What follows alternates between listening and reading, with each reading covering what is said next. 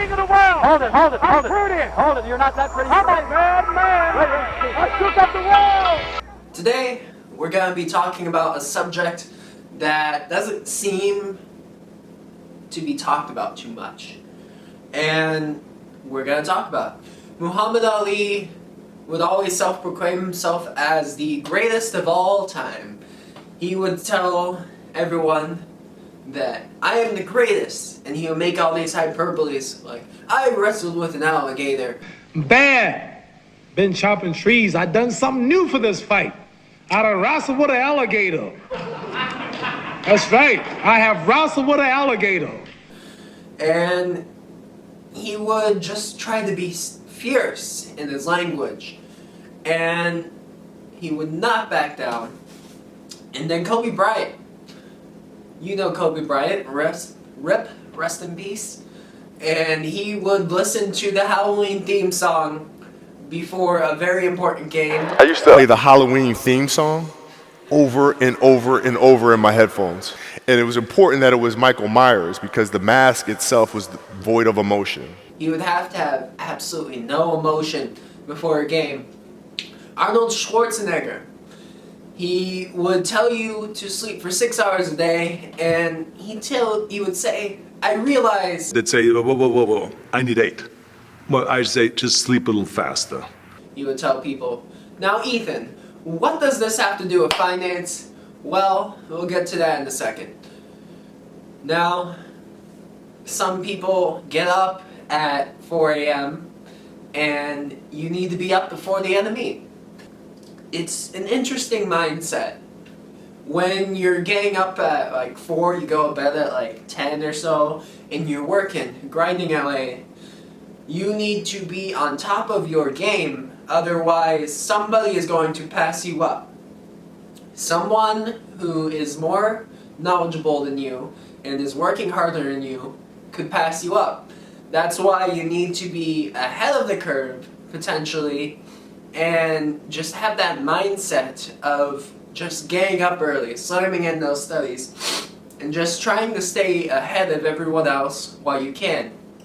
Because the earlier you do this, and the earlier you start off, the better. Some people just shrug it off and they just don't read it all, or they'll be reading these fiction books like Harry Potter and Order of the Phoenix.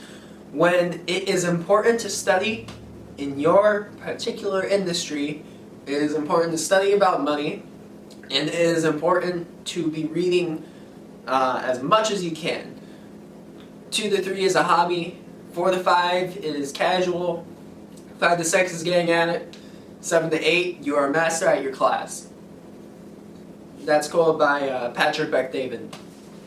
And so it's absolutely essential to always be acquiring knowledge for someone, and always assume that you're wrong to some degree or another, and just try to be less wrong on something, basically.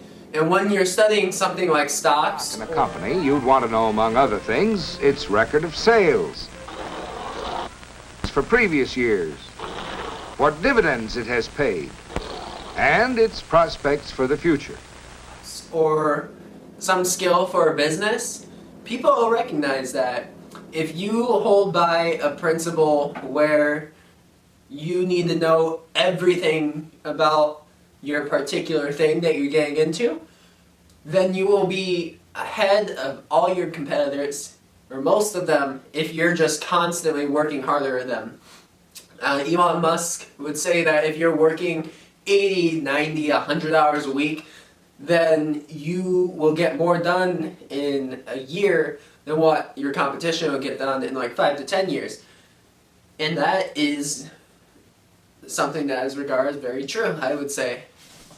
You could be wildly successful if you want to be. Or you could just even get a normal job, and this would apply to you too.